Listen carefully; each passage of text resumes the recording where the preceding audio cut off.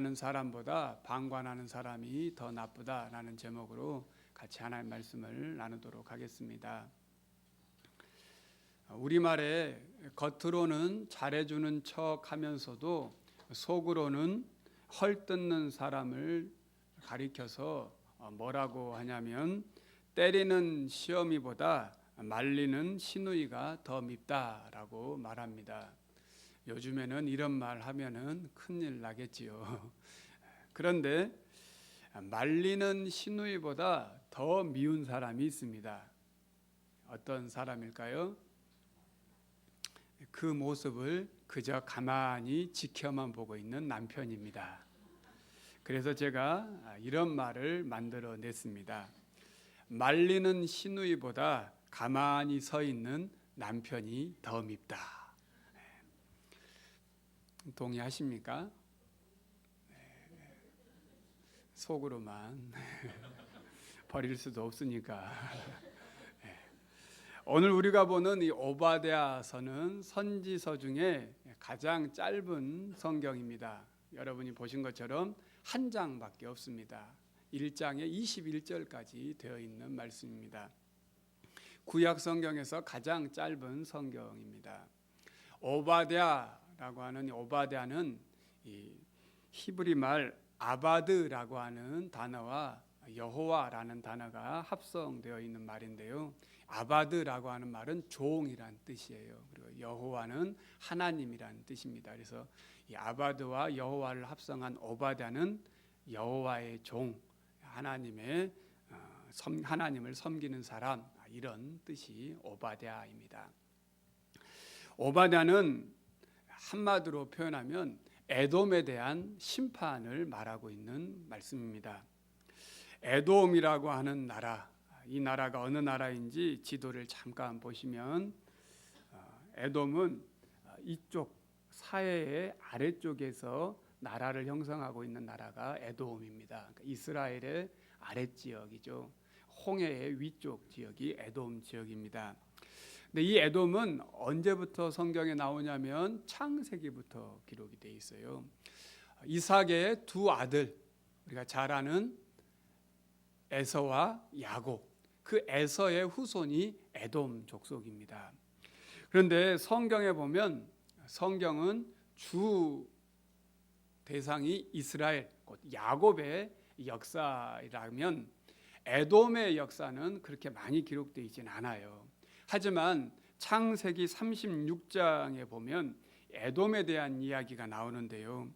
이스라엘은, 즉 야곱의 후손들은 이집트에서 400년 동안 노예 생활을 하고 또 40년 광야의 생활을 하고 또 사사기를 지내고 이러한 상황에서 왕이 형성되는 그러한 나라라면 에돔은 그렇지 않아요. 에돔은 처음부터 에서의 후손들은 나라를 세우고 왕을 세웠습니다.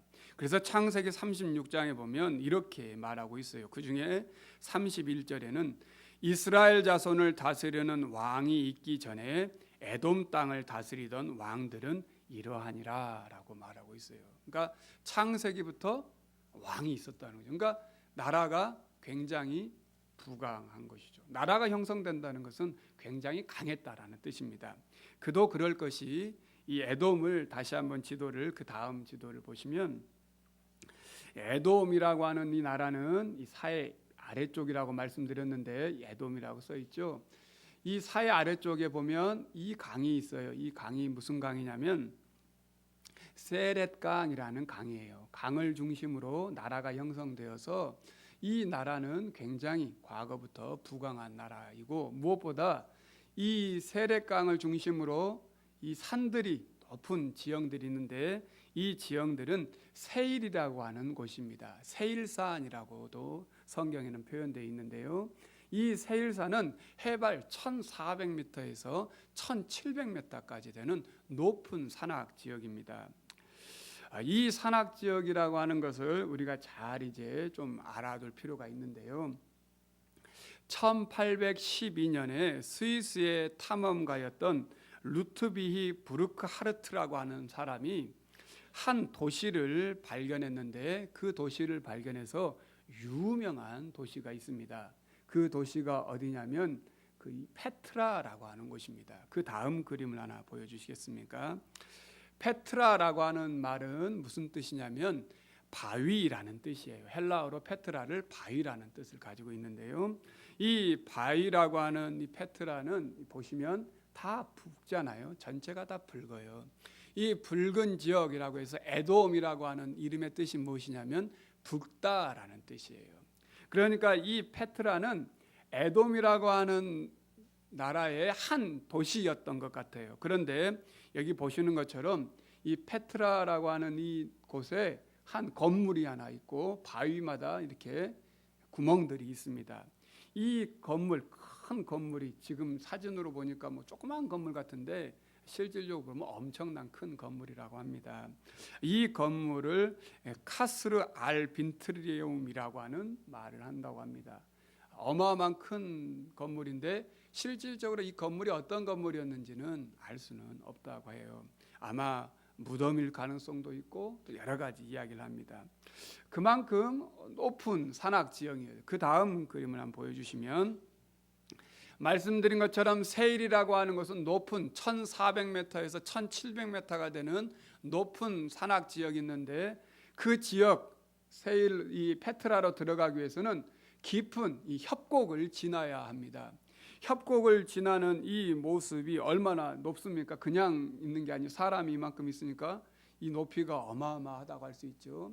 과거에는 전쟁들이 많이 있었잖아요. 나라마다 전쟁, 부족들의 전쟁이 있었는데 이렇게 높은 협곡을 지나야만이 도시가 있기 때문에 함부로 다른 나라들이 이 나라를 쳐들어올 수가 없습니다. 왜냐하면 군사적으로 굉장히 유리한 지역이기 때문에 그렇습니다.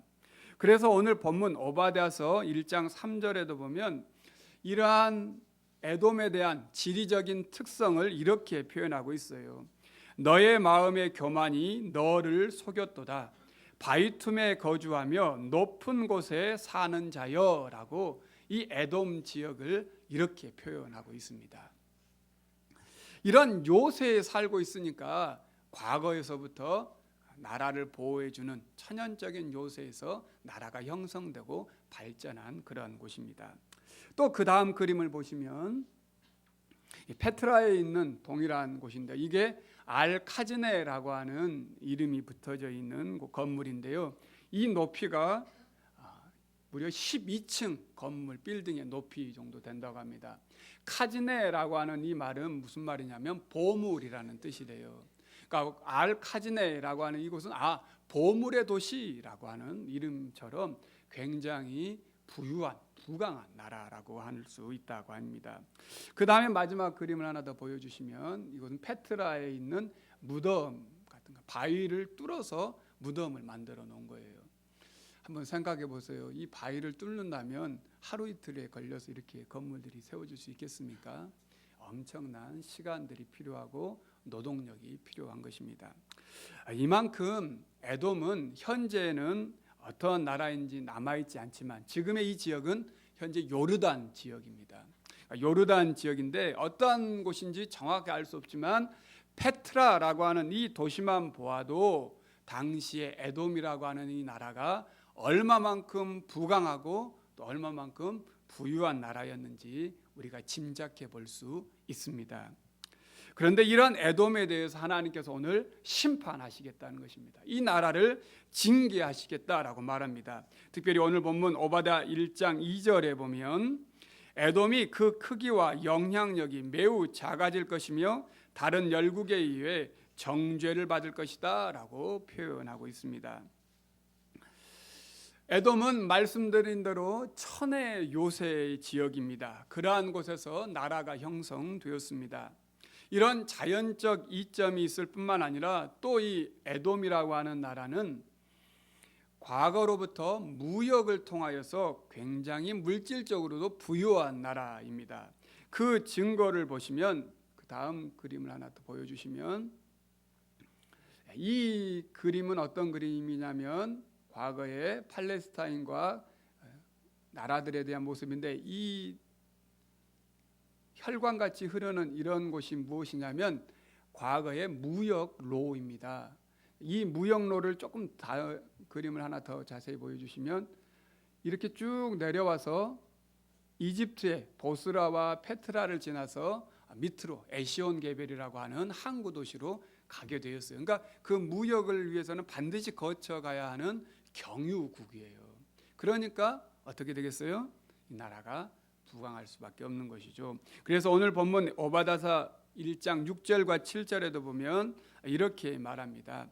에서가 어찌 그리 수탈되었으며 그 감춘 보물이 어찌 그리 빼앗겼는고 너와 약주한 모든 자들이 다 너를 쫓아 변경에 이르게 하며 너와 화목하던 자들이 너를 속여 이기며 내 먹을 것을 먹던 자들이 내 아래에 함정을 파니 내 마음에 지각이 없음이로다. 그러니까 무역을 하기 위해서는 어떻게 돼요? 다른 나라들과 함께 동맹을 맺어야 되지 않겠습니까? 동맹을 맺어야 무역을 하잖아요. 근데 그러한 에돔이 지금 하나님의 심판에 의해서 동맹국들의 이 동맹이 깨어질 것이다 라고 하는 말씀을 하고 있는 것입니다. 그리고 또한 에돔은 많은 지혜자들이 있었습니다. 오늘 오바다 1장 8절을 잠깐 보시면 여호와의 말씀이니라 그날에 내가 에돔에서 지혜 있는 자들을 멸하며 에서의 산에서 지각 있는 자를 멸하지 아니하겠느냐라고 이렇게 말씀하고 있는데 당시에 에돔은 굉장히 뛰어난 지혜자들이 많이 있었던 것 같습니다. 성경을 읽어보면 욥기에 욥의 친구들이 나옵니다. 욥의 친구들 가운데 엘리바스라고 하는 친구가 있어요. 엘리바스가 어느 나라 사람이냐면 대만 사람입니다. 대만이라고 하니까 어디죠? 타이완이라고 하는데 아니에요. 그게 아니고 대만이라고 하는데요. 이 대만은 9절 오늘 오바다 1장 9절에 보면 드마나라고 말하고 있는데 이 드만과 같은 곳이 대만이에요.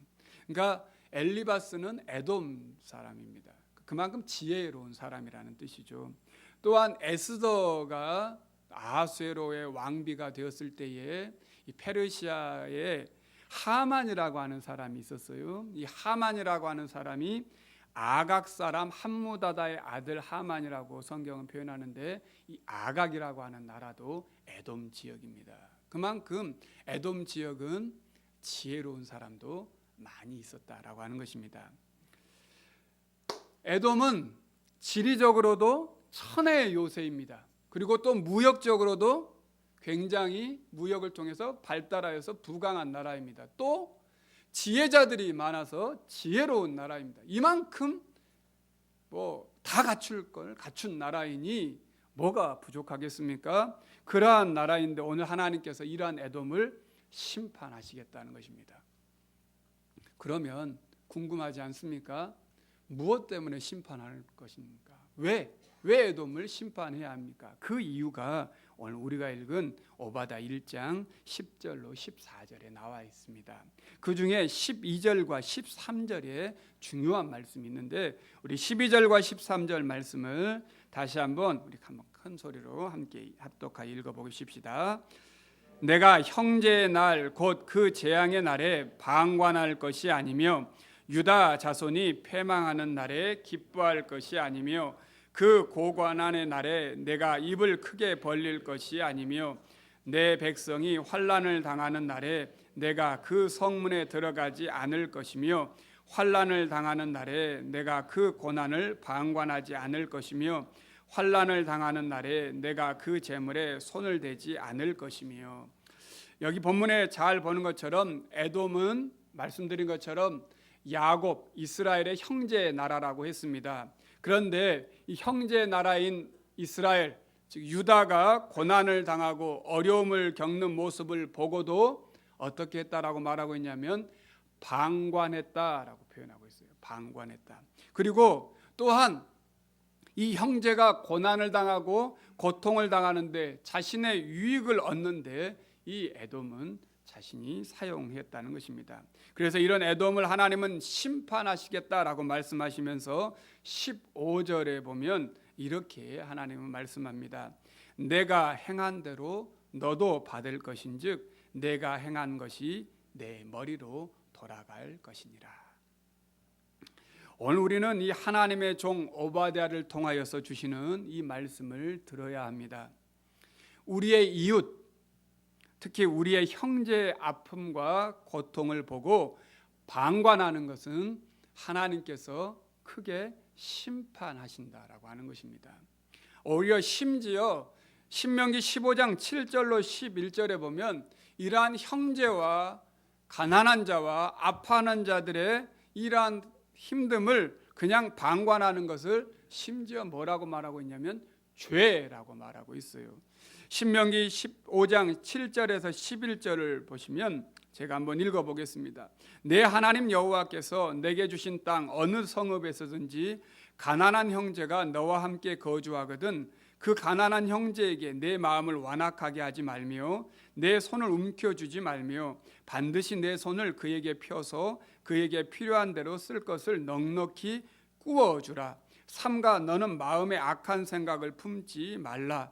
곧 이르기를 일곱째 해 면제년이 가까이 왔다 하고 내 궁핍한 형제를 악한 눈으로 바라보며 아무것도 주지 아니하면 그가 너를 여호와께 호소하리니 그것이 내게 죄가 되리라. 너는 반드시 그에게 줄 것이요 줄 때에는 아끼는 마음을 품지 말 것이니라. 이로 말미암아 내 하나님 여호와께서 내가 하는 모든 일과 내 손이 닿는 모든 일에 내게 복을 주시리라. 땅에는 언제든지 가난한 자가 그치지 아니하겠으므로 내가 내게 명령하여 이르노니 너는 반드시 내 땅 안에 내 형제 중 곤란한 자와 궁핍한 자에게 내 손을 펼지니라. 이렇게 말씀하고 있습니다. 방관자를 영어로 뭐라고 하냐면 bystander라고 합니다. 이 bystander라고 하는 단어를 찾아보면 뭐라고 되어 있냐면요, 어떤 일에 자신은 직접 참여하지 않고 곁에서 바라보기만 하는 사람이라고 해석을 하고 있습니다. 이는 좋게 말하면 남 일에 신경 쓰지 않겠다라고 하는 것입니다. 하지만 하나님은 그런 방관하는 모습을 싫어하실 뿐만 아니라 어떻다는 거예요? 그게 죄라고 말하고 심판하시겠다는 것입니다.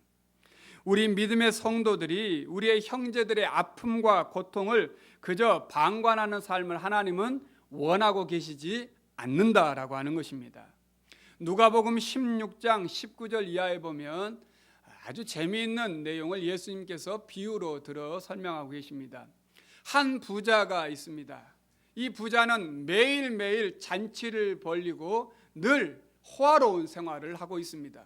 그런데 한 가난한 거지가 있습니다. 그 거지는 나사로라고 하는 거지입니다. 이 나사로라고 하는 거지는 요즘식으로 하면 이 부자가 잔치를 베풀고 늘 연회를 베푸는 그 음식물 쓰레기로 먹고 사는 사람입니다. 그런데 이 부자도 죽고 나사로도 죽었습니다. 죽었는데 이 부자는 음부 지옥에 떨어지고 나사로는 아브라함의 품, 하나님의 품에 안기게 되었습니다. 이 본문을 우리가 한번 잘 생각해 보십시다. 부자들은 다 지옥 가는 것입니까? 가난한 거지들은 다 천국 가는 것입니까? 성경을 누가복음 16장을 그렇게 보면 이 본문은 절대 이해할 수 없는 난해의 구절입니다. 성경 이 본문을 예수님께서 왜 비유로 들고 있냐면 이 본문은 물질에 대한 바른 해석을 가지지 못한, 바른 생각을 갖지 못한 사람들에 대해서 예수님께서 말씀하신 비유입니다. 부자가 다 지옥 간다, 가난한 사람이 다 천국 간다라고 하는 것을 말씀하기 위해서 이 본문을 하는 것이 아니라 부한 것이 죄가 되거나 가난한 것이 모두 다 의롭다는 것을 말하려고 하는 것이 아니라 주어진 재물과 주어진 시간을 자신의 사리사욕을 채우는 것은 하나님께서 매우 싫어하는 것이다라고 하는 것을 보여주시기 위해서 이 본문을 예로 쓰고 있는 것입니다. 즉 나만 잘 먹고 나만 잘 쓰면 다 되지라고 하는 것은 성경에서 말하는, 주님이 말하는 것은 그건 죄라는 거예요. 그것이 죄라는 것입니다. 그런데 이 방관자라고 하는 말에 반대말이 있다고 합니다. 그 방관자의 반대말이 있는데 그 말을 우리말로 한다면 대응자라고 하는 말인데요. 이 대응자를 영어로 표현한다면 업스탠더라고 표현할 수 있다고 합니다. 문자적으로 일어서는 사람, 행동하는 사람이라고 표현할 수 있습니다. 바울은 데살로니가전서 5장 14절로 15절에서 이렇게 우리에게 권면하고 있습니다. 내 형제들아 너희를 권하노니 게으른 자들을 권계하며 마음이 약한 자들을 격려하고 힘이 없는 자들을 붙들어주며 모든 사람에게 오래 참으라. 삼가 누가 누구에게든지 악으로 악을 갚지 말게 하고 서로 대하든지 모든 사람을 대하든지 항상 선을 따르라. 이 말씀을 한 다른 책에 보니까 목사님 한 분이 이렇게 말씀을 번역을 했더라고요. 한번 잘 들어보십시오. 다른 사람에게 무거운 짐을 지우고 자기는 손 하나 까딱거리지 않고 쳐다보는 자가 되지 마시오. 허덕이고 힘들어하는 사람이 있으면 부드럽고 온화하게 격려하시오. 탈진하거나 고갈한 사람, 빈손터리가 된 사람에게 다가가 그의 발끝까지 잡아 일으키시오. 각 사람에게 참을성 있게 대하고 기다려 주시오. 각 사람이 처한 어려움들과 그들의 궁핍한 사정들에 세심하게 귀를 기울이시오. 상대방이 아주 영적으로 심적으로 예민할 때 그의 신경을 건드리면서 신앙이라는 미명 아래 함부로 폭언을 퍼붓지 마시오. 상대방 속에 들어있는 가장 좋은 점을 찾아보시오. 항상 최선을 다해 그 사람의 장점을 끄집어내세요. 선한 것, 착한 것, 좋은 것만을 간직하고 지켜나가세요. 악으로 물든 것은 무엇이든지 던져버리세요. 이렇게 번역을 했습니다. 이제 우리의 모습을 한번 돌아보십시다. 나는 지금 신앙인으로 방관자입니까? 아니면 대응자, 행동하는 자입니까? 우리는 하나님의 말씀을 믿고 따르는 사람들입니다. 그렇다면 최소한 우리가 세상 사람들과는 다른 삶을 살아가야 하지 않겠습니까? 다른 기준으로 살아가야 하지 않겠습니까? 하나님께서 돌보시는 우리의 이웃들을 돌보는 일에 우리가 힘을 써야 할 것이며, 또한 우리가 이웃을 도울 때에 결코 인색한 마음을 품지 말아야 한다라는 것입니다. 우리 성도님들 가운데 또 우리 주위에 보면 지금 우리의 삶의 자리에 삶의 문제로 허덕거리는 성도님들이 있습니다. 육체적인 연약함으로 힘겨워하는 분들도 계십니다. 마음의 아픔을 함께 나눌 사람이 없어서 또한 혼자 외로워하는 분도 계십니다. 이제 우리가 그들을 위해 그들 곁에 서서 그들을 세우는 업스탠더가 되어야 하겠습니다. 예수님께서 이 땅에 오신 목적도 우리로 하여금 그러한 가난한 자들로 말미암아 우리가 그들에게 함께할 때에 부욕해 된다라고 말하고 있습니다. 고린도후서 8장 9절에 보니까 이렇게 말합니다. 우리 주 예수 그리스도의 은혜를 너희가 알거니와 부요하신 이로써 너희를 위하여 가난하게 되심은 그의 가난함으로 말미암아 너희를 부요하게 하려 하심이라. 그런데 여기서 한 가지 주의해야 할 것이 있습니다. 방관자 효과라고 하는 것이 있다고 합니다. 한번 영상을 한번 보시면 좋겠습니다.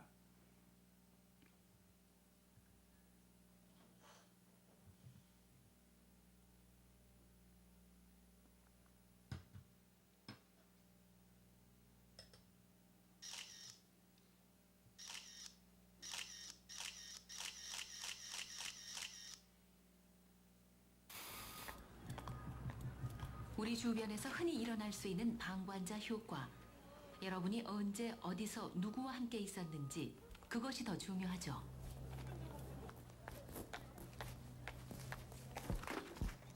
한 여대생이 책을 떨어뜨립니다. 당황한 그녀가 도움을 받을 수 있을까요? 주변 사람의 수에 따라 어떻게 달라지는지 실험을 지켜보시죠. 먼저 목격자가 한 명일 때입니다. 책을 떨어뜨리는 걸 봤습니다. 가던 길을 멈추고 도와주는군요.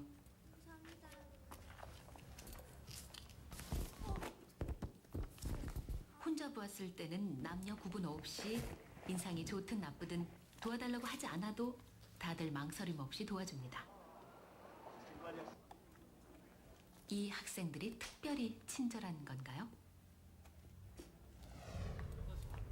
이번에는 2명이 지나가는군요.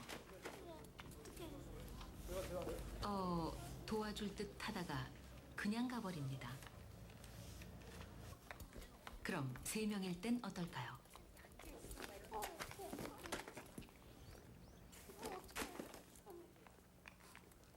다들 쳐다보기만 할 뿐 제 갈 길을 가버립니다.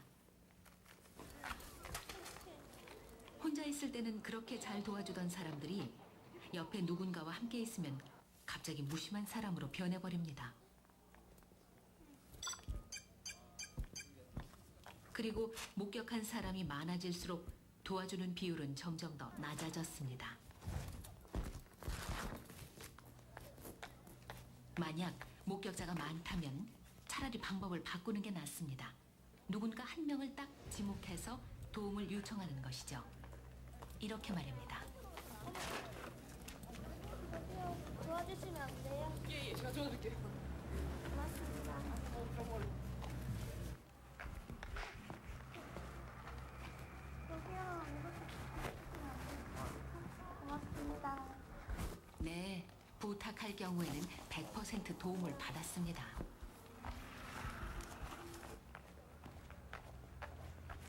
쳐다보기만 하는 사람들. 지금 이 사람들이 도와주지 않는 이유는 무심해서가 아닙니다. 여럿이 있으면 나 대신 누군가 도와주겠지라고 생각하기 때문입니다. 그러나 생각해 보시죠. 도움이 절실했던 누군가에게는 당신의 방관이 치명적인 상처를 남겼을지도 모릅니다.